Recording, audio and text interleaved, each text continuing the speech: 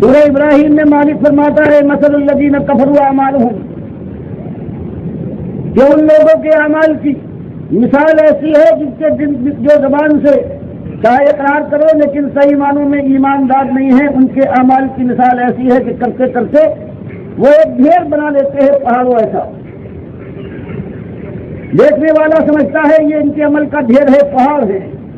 مالک فرماتا ہے یہ عمل کے پہاڑ ہے، یہ رات کے ڈھیر کے پہاڑ ہے۔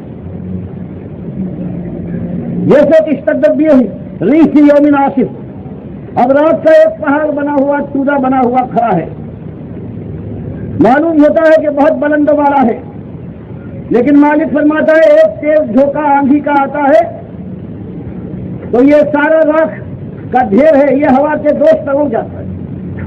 لا یقدرون مما کسبوا علی شیء، تو یہ راکھ کا ڈھیر بنانے والے جس پر خوش ہو رہے تھے، فرمایا ان کی جھولی میں کچھ باقی نہ رہے گا، ذالک هو الضلال البعید۔ اور بتاؤ اس سے بڑی گمراہی کون ہے کہ سب کچھ کیا، تھک بھی گئے، فاقہ بھی کیا، 5 وقت کی نمازیں پڑھی، تراویح بھی پڑھی اور اعتکاف کر بھی کر لیا، لیکن ایمان نہیں ہے، ایمان کے ساتھ اللہ کے بندوں کو الہ بنایا جا رہا ہے۔ جو آج امت کے 100 سے چند شاید لاکھوں کروڑوں میں کوئی ایسا ہو جس کا ایمان صحیح ہو۔ مالک فرماتا الہ وہ ہو سکتا ہے الحی، جو ہمیشہ زندہ رہنے والا ہو، ہمیشہ موجود ہو۔ آج انہوں نے اس امت مسلمہ نے لہت لہت کر قرآن پڑھنے کے یہ اعلان کرنے والے ہیں اور کہتے ہیں ہم لا الہ الا اللہ محمد رسول اللہ کے ماننے والے ہیں، اور مالک فرماتا ہم الحی ہیں، زندہ جاوید ہیں، ہمیشہ تھے ہمیشہ رہیں گے، اور سب کو مرنا ہے۔ وہ پیر اور پیغمبر جس کو تم مانتے ہو، جو اپنے خیال میں، ورنہ ہمارے انبیاء، ہمارے رسول، ہمارے صدیقین، ہمارے اولیاء، ہمارے صلاح، یہ سب مرنے والے ہیں، اور مرنے کے بعد پھر قیامت کے دن کو ہم گلائیں گے، اپنی بارگاہ میں بلائیں گے۔ آج اس امت نے الحی بنا لیا ہے ان قبروں والوں کو۔ کئی اللہ کے نبی صلی اللہ علیہ وسلم کی قبر پر پہنچ کر کہتے ہیں ہم درود و سلام پڑھے تو اللہ کے نبی صلی اللہ علیہ وسلم سنیں گے اور جواب دیں گے۔ اللہ کے انکاری، قرآن کا انکار کرنے والے آج وہ مومن ہے، لہت لہت کر کہتے ہیں، اپنے روزوں کی تعریف بیان کرتے ہیں کہ ہم صوم داؤدی پر عمل کرتے ہیں، ایک دن روزہ رکھتے ہیں، ایک دن نہیں، 30 روزے یا 29 رکھنے کے بعد پھر شہید کے 6 روزے بھی رکھتے ہیں۔ فرمایا اللہ فرماتا ہے ایمان درست کر لو، یہ صحیح ہے، تمہارا ایک ایک عمل وہ ذرے کے برابر ہے، پہاڑ بنا دوں گا، لیکن تم دن رات عمل کرتے کرتے تھک جاؤ، ایمان میں تمہارے خرابی ہے تو تم کو ایک ذرہ بھی حاصل نہ ہوگا، بلکہ الٹا تمہارے منہ پر تمہارے اعمال کے ڈھیر کو پروردگار پھینک مارے گا۔ تو یہ مالک کا احسان ہے، یہ انصاف ہے۔ آج جہاں مبارکباد دی جائے، کس کو مبارکباد دے؟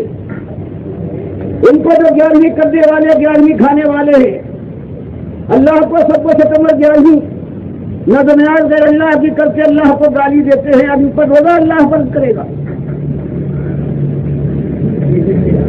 یہ جو عرس منانے والے ہیں حج کی طرح سے، اللہ کے گھر کی طرح سے نقلی کعبے جنہوں نے بنائے ہیں، اس کا عرس کرتے ہیں، وہاں قوالی سنتے ہیں، وہاں یہ سنتے ہیں کہ جو کچھ ہمیں لینا ہے لے لیں گے محمد سے۔ اللہ سے بہا دیا اللہ کے نبی صلی اللہ علیہ وسلم کو، وہ نبی جو مالک کے سامنے 5 وقت ماتھے ٹیک دیتے تھے، جو رات کو کھڑے ہو جائیں تو اللہ کے خوف سے آپ کی داڑھی بھیگ جاتی تھی، آنسو کی اس طرح سے لڑی رکھتی تھی۔ ان کو جو خالص اللہ کی توحید کو منوانے آئے تھے، آج اس سے بیٹھتے یا رسول کہہ کے اللہ کے ساتھ ان کو شریک کیا جا رہا ہے، اور پھر روزہ رکھتے ہیں، پھر نمازیں پڑھتے ہیں اور شان سے کہتے ہیں نمازی اور حاجی ہیں۔ اللہ کے بندوں کو جو اپنے گھروں میں یا اللہ کے ساتھ یا رسول یا محمد لگائیں، جو اپنی گاڑیوں میں، جو اپنی مسجدوں تک بھی اللہ کو گالی دے، سب کو ختم کرے۔ ان کے اوپر اللہ نے خالص جہنم کی آگ کو فرض کیا ہے، ان پر کوئی عمل نہیں ہے اللہ کی طرف سے۔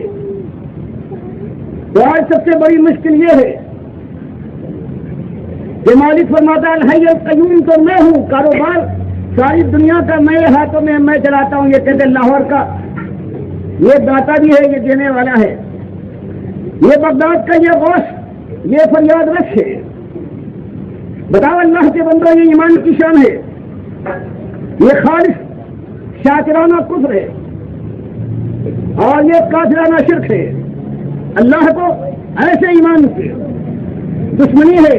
اللہ ان کو کافر کہتا ہے اور جس کو آگے بڑھاتے ہیں ان کو طاغوت کا نام دیتا ہے، جنہوں نے اس چیز کو آگے بڑھایا ہے کہ یہ اللہ کے نیک بندے ہیں، ان کو پکارو، تمہاری پکاروں کو سنیں گے. اولاد ہو ان کے نام پر کہو، انہوں نے بخشا ہے. نفع ہو تجارت میں تو ان کی نظر نیاز کرو، وقت آئے تو ان کا عرس منا کر وہاں پھیرے لگاؤ. خانہ کعبہ کی طرح سے ان کا چکر ہو، ان کے گھروں کا وہاں سجدہ کرو بابا کے لیے، بابا کے پائی کے پتھر کو چوم کر اس کے بعد دوڑ لگاؤ اور پھر چادر وہاں چڑھاؤ جیسے خانہ کعبہ کے اوپر حضرت ابراہیم نے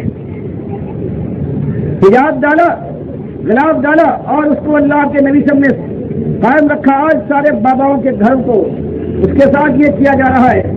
سب کچھ وہی ہوتا ہے، سجدے بھی ہیں، پھیرے بھی لگ رہے ہیں. آج ہندو اور مسلمان کا فرق بتاؤ اللہ کے بندو. ہندو ایک پتھر بناتا ہے اپنے ہاتھوں کی دستکاری سے، اس کو کھڑا کر دیتا ہے، یہ اس کا بھگوان ہے، یہ ارجن ہے، یہ گنیش ہے، اس کو وہ مہاراج کہتا ہے. اور آج یہ مسلمان، اس کے نبی صلی اللہ علیہ وسلم نے فرمایا کچی قبریں کچی رہنے دینا، کبھی پکا نہ کرنا.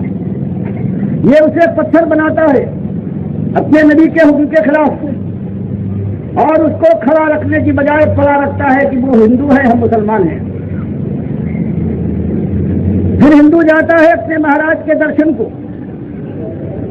وہ ہندی بولتا ہے اور یہ مسلمان عربی بولتا ہے، کہتا ہے ہم اپنے حضرت کے زیارت کو جا رہے ہیں.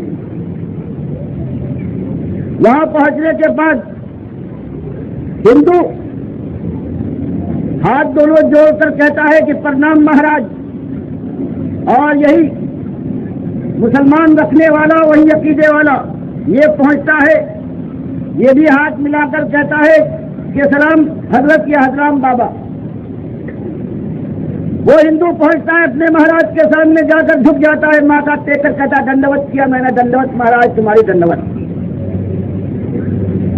اور یہ عبداللہ عبد الرحمان یہ اپنے پڑے بابا کے سامنے پہنچنے کے بعد یہ سجدہ کرتا ہے، کہتا ہے سجدہ تعظیمی ہے. بتاؤ کوئی فرق بتاؤ اللہ کے بندر گربچن سنگھ نے پربھو دیال میں عبد الرحمان عبداللہ کے اندر کوئی بیان کرو. وہ پھیرے لگاتا ہے اپنے مہاراج کی، یہ طواف کرتے ہیں اپنے بابا کی.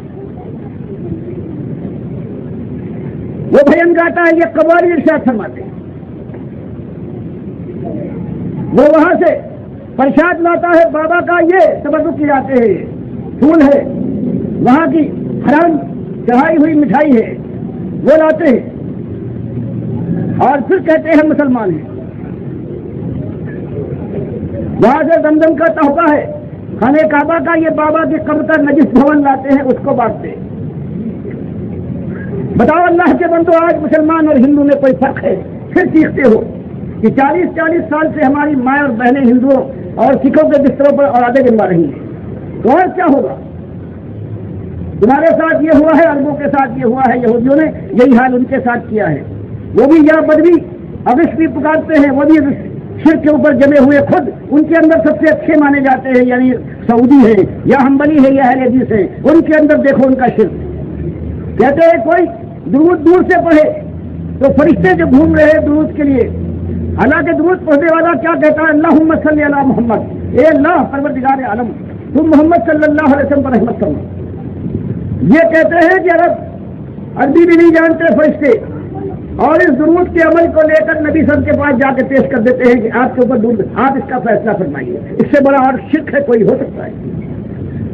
اور دینداری باقی قبر کے پاس پہنچ کر کہتے السلام علیکم یا رسول اللہ، یہ رسول صلی اللہ علیہ وسلم آپ پر سلامتی ہو. فرمایا اندر سے اللہ فرمائے وفات پا چکا ہے ہر مرنے والا، یہ کہتے نہیں سب زندہ ہے سنتے.